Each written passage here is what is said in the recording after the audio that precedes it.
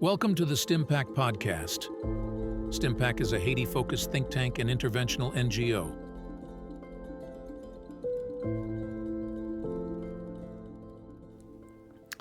Okay, so I think we're going to try this a little bit differently for this episode. Normally we start with the script and then record the episodes after the fact. I think for this one we're going to go the other direction, wherein we'll record the audio and then just post a transcript. We'll see how that goes. So we're going to combine likely day 5 and day 6 on this episode. And day 5 is Sunday. And I just want to make a quick comment about Sunday so I am an LDS bishop. So for those of you who are not familiar with what that is, it's kind of like a volunteer pastor. So for usually about a 5-year period, one of the members will volunteer as the kind of head guy of a particular congregation, and then they're invited to do that. And I was invited to do that back in 2020, so I've been doing it for almost 4 years now. But while I was in captivity, I was the bishop, and so Sunday rolling around, I was wondering what was happening back in Florida with my congregation, right? And I was asking myself questions like, I wondered what they knew or what anyone knew. I didn't know that my family at that point was keeping it top secret. I didn't know if the media knew or any of that. So Sunday I was having a lot of those thoughts and wondering what was going on back home.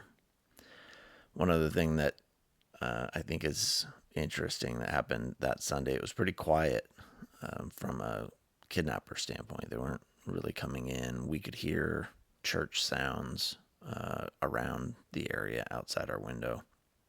We started to get more brave over time in trying to look out the window. So you may recall the north-facing window is louvered glass, and so you crank the handle around to open the louvers, right? If you want to. And we had been slowly over several days inching the louvered glass open more and more. So it started out where you could, if you were brave, you could stand up and look down through the louvered glass and just see, a few feet outside the window. There's like a sidewalk that went around the house where we were staying in. You could see outside. You could also see the generator. But then if you crank it a little bit more, you could see 5-10 feet out. And then by this day 5, Sunday, we'd cranked it pretty far to where we could see a good couple 100 meters out the window. And then on the other side, the west side window, it was covered in a thick red curtain, and we had been slowly sliding that to the side and seeing more and more out that window. Remember, it has louvered glass, then bars on the outside, and then outside of those bars is a white sheet that was tied over it for further concealment of the outside. But if the wind blew, you could see to the side of that curtain, and that would allow you to see directly south a little bit. So we started getting more and more brave, moving those curtains just to let the air in, but that also gave us kind of a peek outside that window, and then, like I mentioned, the north window as well. Well, that Sunday morning, I mentioned hearing, the sounds of churches, and so a lot of those preachers will speak over loudspeakers, and so you can hear some of that. And I remember hearing the sound of children outside the window, and what a relief that was, right? It's like some sort of strange connection with humanity, right? I've been stuck in this terrible place amongst high tension and angry, dark people for enough days to where that was getting to me. But hearing those children's voices outside the window got me excited, so I popped up off the mattress, went to the north window to peek through the louvered glass just to get a peek at those kids, and was excited to see maybe 13 or 14 little children walking down the hill, kind of bouncing, as kids do. And they were all had matching shirts on, which I thought was adorable. And then they had 3 adult women walking with them. And I went from my heart leaping with kind of feelings of love and lightness to a very dark feeling when I realized those women were carrying, all 3 of them carrying assault rifles. It was a shocking thing to observe, and I just couldn't figure out why. And it took me a while to think about it, and I realized that those children were the children of the gang members. That's why they were inside our kind of fort, right inside the 15-foot brick wall, where the seminary campus that had become this gang's fort of sorts. And they were walking the children to church, but they needed protection from the general population. So that represents the tension between the gangs that are holding the community captive, so much so that those mothers feel like they have to protect their children from the general population just to go to church.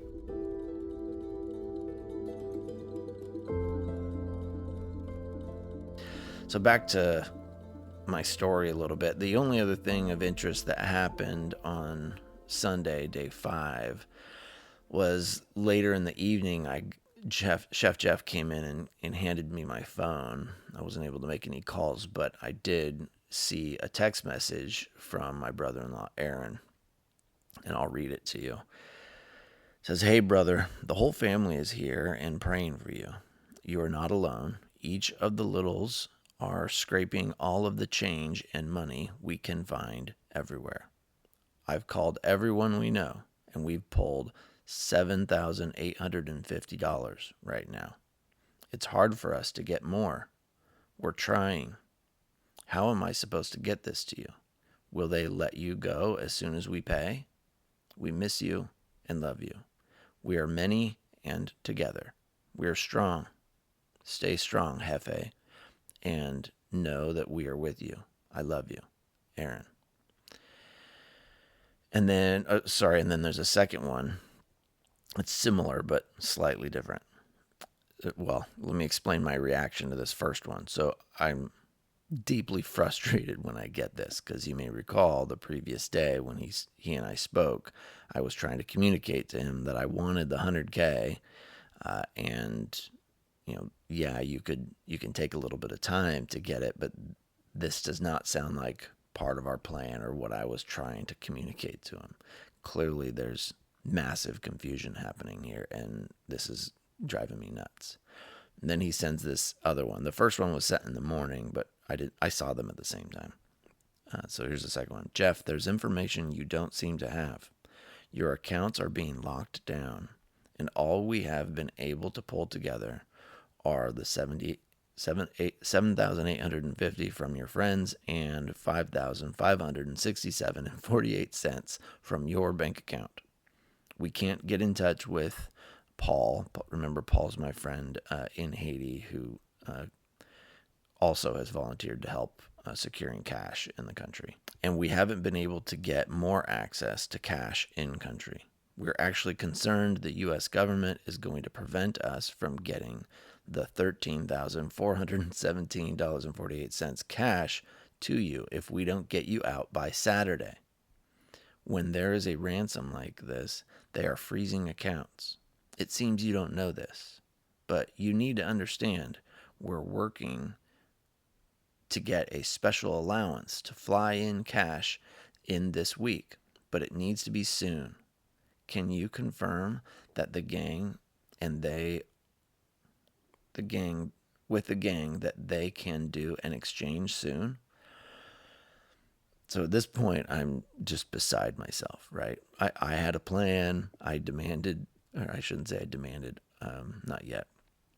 I requested the $100,000 of my own money, and now I'm confused, right?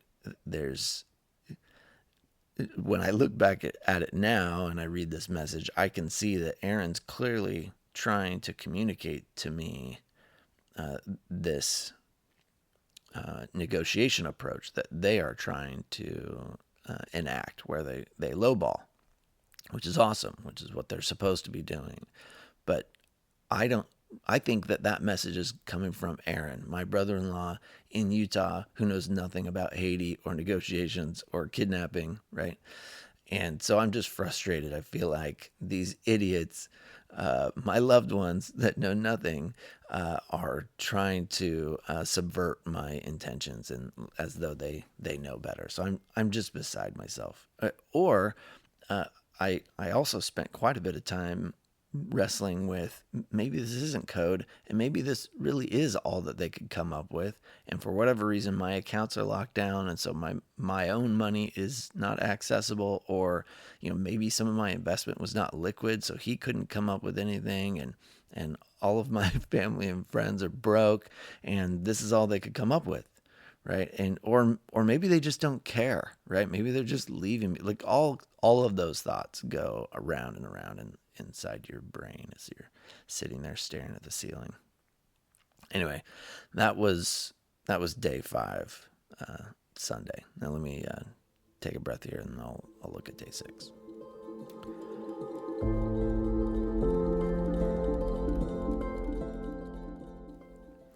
Okay, so day 6, which is Monday.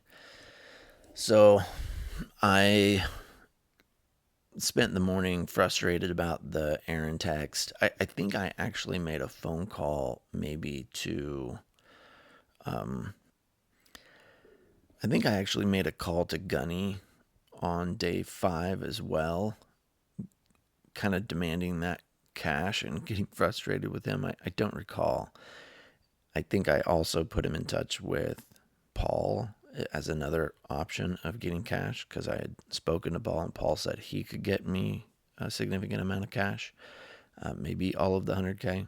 Anyway, so I was pretty frustrated about that. And so by day 6 on Monday, I'm trying to call Diego, because I believed that he could get it to me. So I call him and I clarify with him that I do want to pay the 100K. So I'm not being subtle. So it's important for you to know that Chef Jeff handed me the phone. I explained to him, like, dude, I'm trying to get you this 100K. I need to get to work. I need the phone for an extended period of time so I can make a number of calls. And he relents. He's like, well, I'm going to get into the shower and I'm going to leave you this phone, but I've never done this before. I've never left the phone with a captive before. So you got to promise me you're not going to screw me. Right. It's like, yeah, whatever, dude. So he leaves me the phone and he gets in the shower and I start making calls. One of those phone calls, I think my first phone call, was to Diego to say, yeah, dude, I really do want the 100K. I'm good for it. However you want to get the cash, either in country or bring my own money in or whatever. Please help me do that. And he says, okay, I'll work on it. We should be able to get approval from the U.S. government to move that kind of cash across the border, and we'll go from there. And I asked him how long, and he said, probably take me 4 days to do it, which was crushing, right? I was hoping he could do it in 20 minutes, right? Which of course is irrational. But when he said 4 days, it hurt my feelings, but at the same time, it was great to have some sort of plan with, some final pacing to it, because of course I can wait 4 days. So I'm relieved to be back on track. I finish making those calls and kind of coordinating that. I talked to Gunny also. You probably figured out that I've changed these names. So if I ever hesitate to use someone's name, that's why. So I get those phone calls done, and Chef Jeff has still not come back. And so I call Mary, and I actually have the recording of that call. I'm not going to play for you here because it's a little much, but it was rough. It's our first time really communicating with emotion, and I expressed how much I missed her and loved her, and told her that I had spoken to Diego and the 100K was on its way, and we should be able to be reunited in 4 more days. And that was it. Then I hung up. And that was the end of my day 6.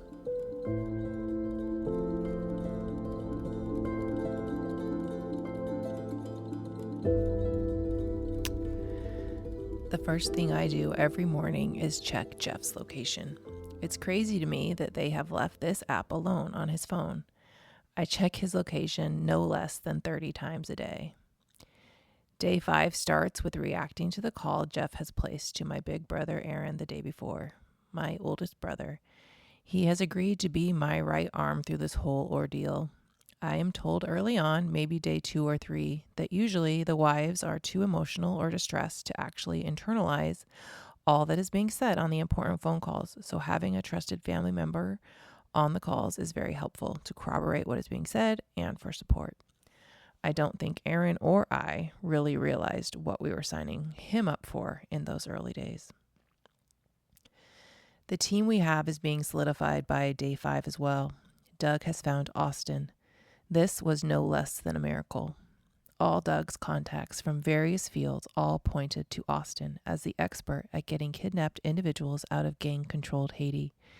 He has helped multiple people in our exact situation. He is a man of God, prays at the beginning and end of all calls, and most importantly, refuses to take a penny from me. This is a bigger deal than it seems at this point in time, when I've had others tell me that they can get Jeff out for a price, which only makes you think they too are in bed with the gangs. At this point, I don't think I realize the value of having Austin as our lead, but it is critical. Aaron and I are being taught by our new team that we have to keep everything as quiet as possible.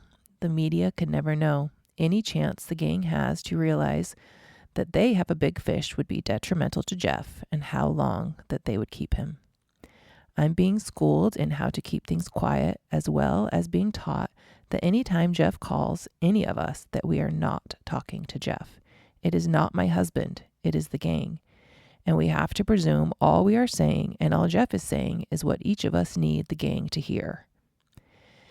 In efforts to convince the gang that Jeff is not a big fish and is just a humble missionary doing humanitarian work, we agree on a small amount to offer the gang, full well knowing it will only be a down payment. No one gets out after the first pay. No one. Our other efforts that day that are keeping us busy are working directly against Jeff. Because we can't ever communicate with him openly, we are always working around him for his own good, hoping he will start to catch on and get the idea. We are fielding all other people he talks to. Gunny and Diego have agreed to help Jeff get money, but Jeff doesn't realize everyone is reporting back to Austin and our team is unified. It will take Jeff several weeks to realize this. We have to convince Gunny and Diego that they need to stop helping Jeff. Having multiple people trying to get money to Jeff is only hurting him. The gang will be all too happy to wait till each and every person that Jeff reaches out to gives their share.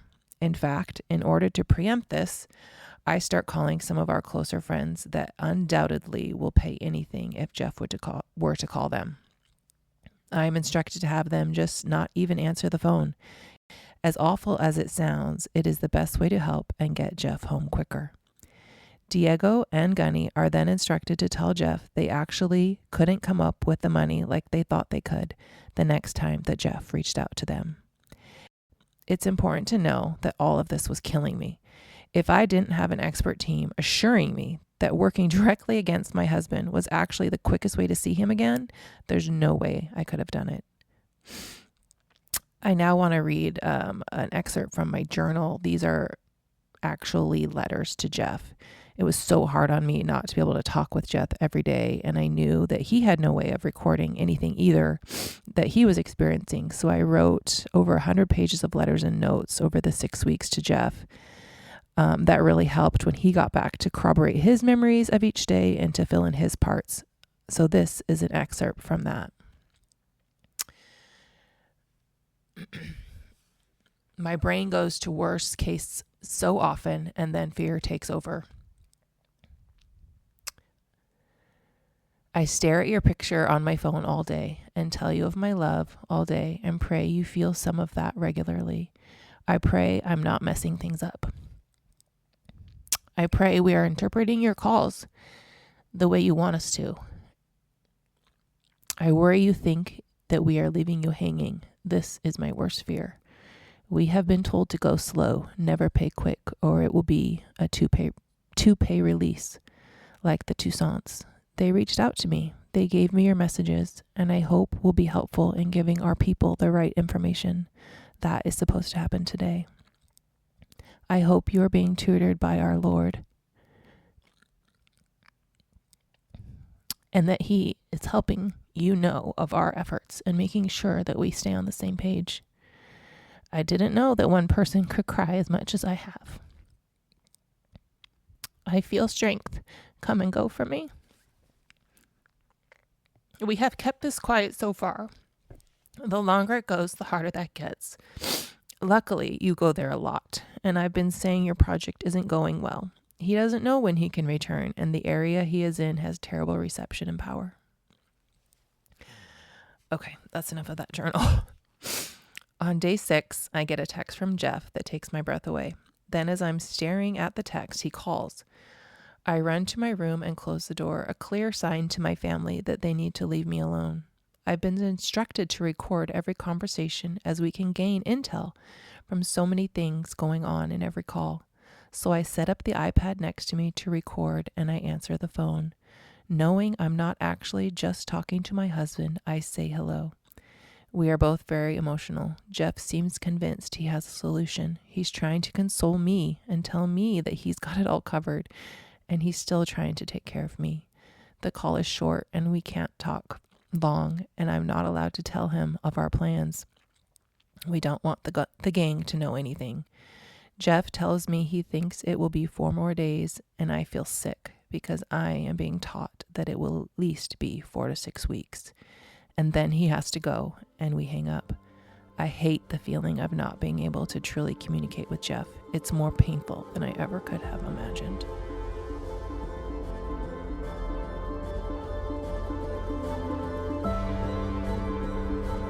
We hope you enjoy this episode of the Stimpack Podcast and will subsequently share it with your friends and colleagues. Thank you for listening. This podcast has been brought to you by Stimpack Inc., copyright 2024. All rights reserved.